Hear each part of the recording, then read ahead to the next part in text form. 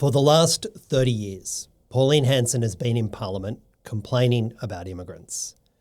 For years, everyone just wrote her off as a loudmouth racist. But now something has changed. Now she's scaring the major parties into copying her. Over the next few minutes, I want to talk you through some of the changes in immigration in Australia that explain how we got here. Because when we understand how immigration works, how it's changed, we can better understand how politics works and who it's working for. Let's start with how we got here. One of the very first acts of the Australian Parliament in 1901 was a racist immigration policy called the White Australia Policy. It was designed to keep people from some countries out and to encourage white people, largely from the UK, to move to Australia. Following World War II, Australia adopted what was called a populate or perish policy. It sought to relax a handful of the conditions around the White Australia Policy to allow migration from post-war European countries like Italy, Malta, Greece, West Germany, and the former Yugoslavia. The government needed labour to build large infrastructure projects and grow manufacturing, so it brought in families to build a new life in Australia.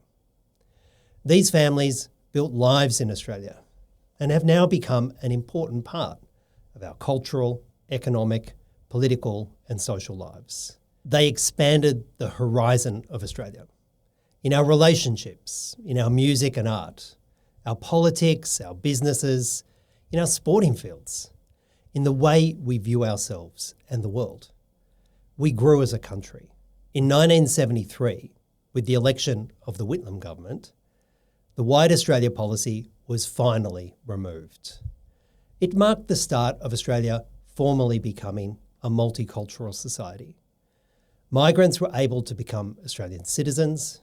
Discrimination in immigration was outlawed. Migrants were also encouraged to celebrate their cultural heritage, not leave it behind and assimilate.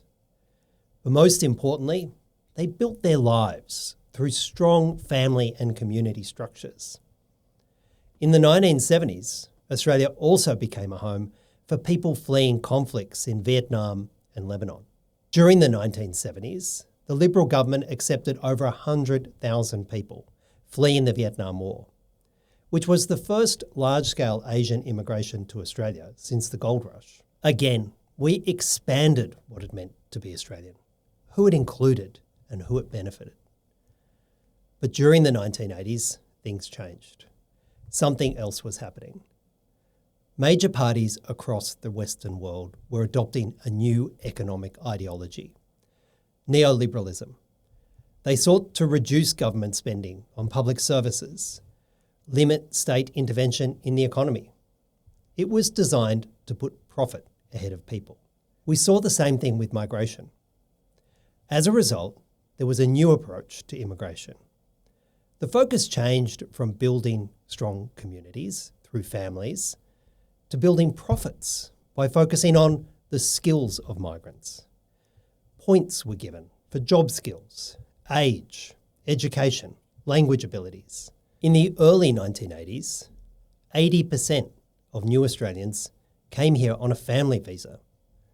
Now, 70% of new Australians come here on skilled visas. In the last budget, the Home Affairs Minister boasted that the government is purposefully slowing down family reunification. The shift occurred during the 1990s and 2000s under the Labor Party and the Liberal Party. They shifted the entire system to one which aggressively redesigned the system to maximise economic returns. Applicants faced much stricter English language testing, mandatory skills recognition, and age limits to ensure they would immediately pay taxes and become economic contributors. The government introduced a 2-year waiting period before new permanent residents could access most social security benefits. And at the same time, the Howard government massively increased the number of temporary and student visas. People on temporary visas are in an increasingly precarious position. A landmark national study by the Migrant Justice Institute found nearly 2/3 of temporary migrants are illegally underpaid, and over a third receive less than the national minimum wage. This exploitation is a feature, not an accident. Whether it's in healthcare, hospitality, IT, construction, or agriculture, the country's economy now relies on migration, largely temporary migration. The other story is what happened at universities.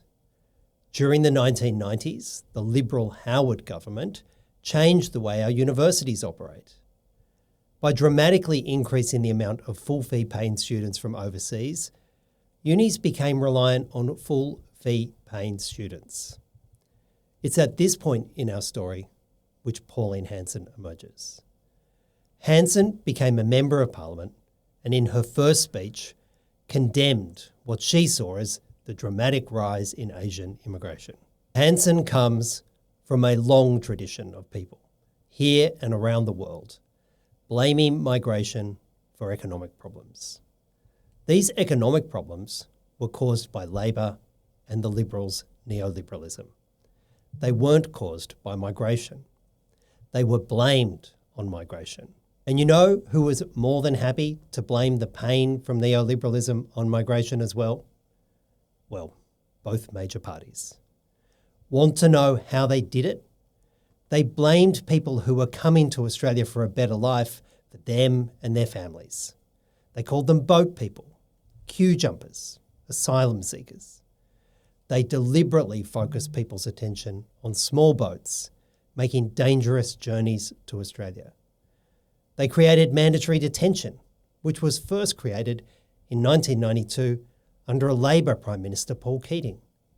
In 2001, the Liberal Howard government falsely accused people seeking protection of throwing their own children overboard. That was a wicked lie. All of this led to Australia's Pacific solution, where this country created concentration camps in Nauru, Papua New Guinea, in order to prevent people from coming to Australia for protection. These policies are now the inspiration of Donald Trump's ICE detention centres in the US and the UK's Stop the Boats campaign from the far-right UK party Reform. But what's important to recognise is that while the major parties had re-engineered the immigration system to create a class of working people who could be exploited and overcharging foreign students in our universities, they were attacking migration at the same time, claiming they were maintaining strong borders and abusing the basic human rights of people seeking a better life for them and their family.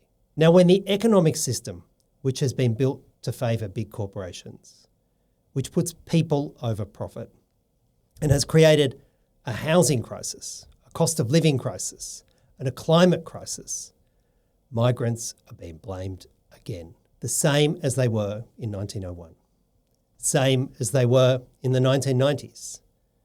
And the same person, Pauline Hanson, is back at it. We have a real-world experience of what happens to house prices when we have no migration, and it's very recent.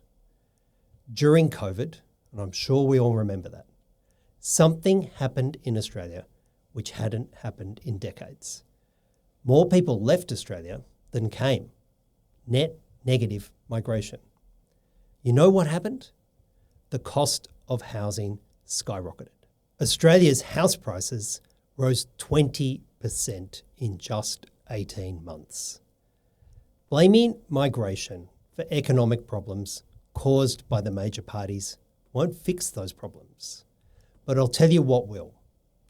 The first thing is to fix the economic system and the migration system so they work for people and not for profit. That means changing our immigration system so it prioritises building families and communities.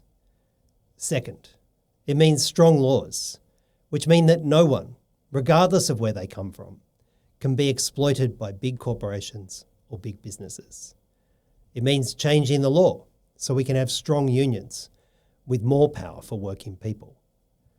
That's how we make sure everyone can be paid properly at work. Third, We need to blame the politicians who created the system and those who are trying to shamefully exploit it, not people who are trying to build a better life for them and their families.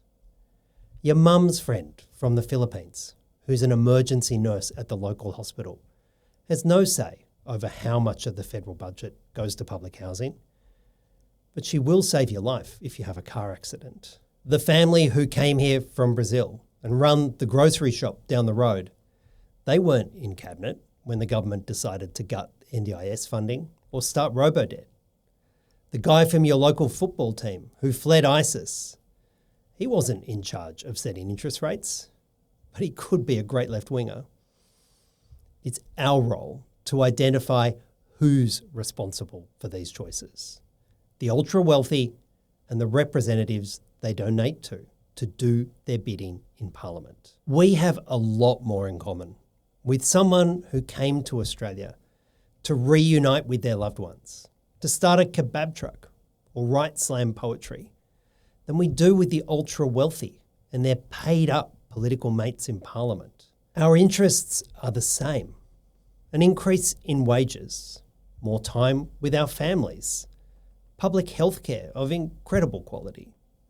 These are public goods that benefit almost everyone in Australia. But for the handful who have an interest in extracting that wealth for themselves, they want everyone else pointing at each other. Instead of fighting them, they want us fighting each other. Australia is our home, and we want it to be the best possible place for all of us, no matter where we came from or how long we've lived here. Wherever we are from, we all want a good job, a secure home, and a community where we belong. Nearly half of us were born overseas or have a parent who was. Migrants and multicultural communities are our neighbours, our families, our co-workers. Multiculturalism is who we are.